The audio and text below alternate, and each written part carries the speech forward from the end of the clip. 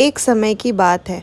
भगवान बुद्ध अपने शिष्यों के साथ एक गांव में भ्रमण कर रहे थे। बुद्ध का उद्देश्य लोगों को धर्म का उपदेश देना और उनके जीवन को सही मार्ग पर लाना था।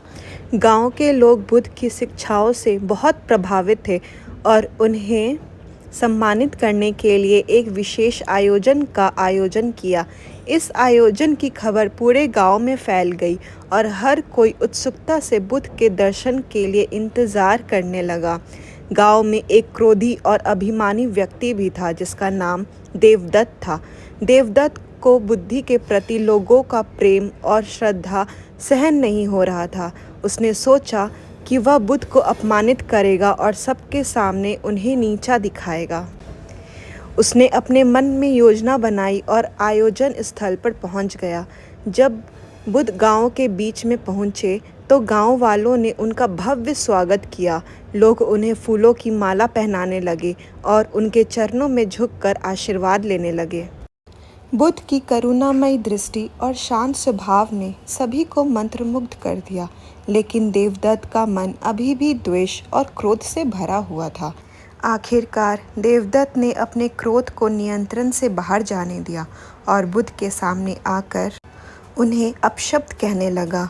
उसने बुद्ध को बुरा भला कहा और उनके प्रति अभद्र शब्दों का प्रयोग किया। बुद्ध के शिष्य इस अपमान से बहुत क्रोधित हो गए, लेकिन बुद्ध ने उन्हें शांत रहने का इशारा किया। बुद्ध स्थिर और शांत खड़े रहे। उनके चेहरे पर एक अद्भुत शांति थी।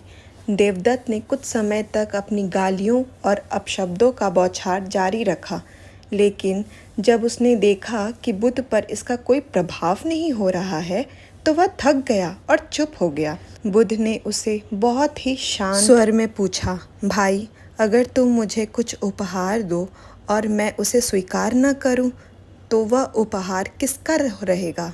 देवदत्त हैरान होकर बोला, अगर आप उपहार स्वीकार नहीं करेंगे तो वह उपहार मेरा ही रहेगा।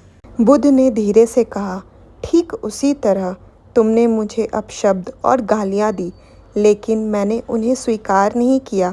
वे तुम्हारे पास ही रह गई। तुम्हारी गालियाँ और क्रोध तुम्हारा अपना है और वह तुम्हें ही नुकसान पहुंचाएगा। यह सुनकर देवदत्त को अपनी गलती का एहसास हुआ। उसे समझ में आया कि उसका क्रोध और अहंकार बेकार था और उसने बुद्ध से माफ़ी मांगी। बुद्ध ने उसे क्षमा कर दिया और प्रेम और करुणा का पाठ पढ़ाया। बुद्ध ने कहा, क्रोध और द्वेष आत्मा को नष्ट करते हैं। अगर तुम वास्तव में शांति पाना चाहते हो तो तुम्हें अपने मन से क्रोध और अहंकार को त्यागना होगा। देवदत्त अब बुद्ध का अनुयायी बन गया और उसने शांति और धैर्य का मार्ग अपनाया। उसने बुद्ध के उपदेशों का पालन करना शुरू कर दिया और धीरे धीरे उसका जीवन बदल गया।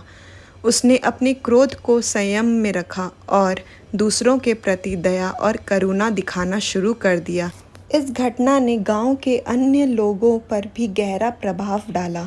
उन्होंने देखा कि कैसे बुद्ध ने शांति और धैर्य के माध्यम से एक क्रोधी व्यक्ति को बदल दिया। गांव में बुद्ध के प्रति श्रद्धा और बढ़ गई और लोग उनके उपदेशों को ध्यान से सुनने लगे। इस कहानी से हमें यह सीख मिलती है कि हमें अपने क्रोध और अहंकार को नियंत्रण में रखना चाहिए और दूसरों के नकारात्मक व्यवहार को स्वीकार नहीं करना चाहिए। सच्ची शांति और संतोष हमारे भीतर ही होता है और हमें अपने मन को स्थिर और शांत रखना चाहिए। क्रोध और द्वेष हमारे मन और आत्मा को नष्ट करते हैं, जबकि शांति और करुणा हमें आंतरिक सुख और संतोष प्रदान करते हैं।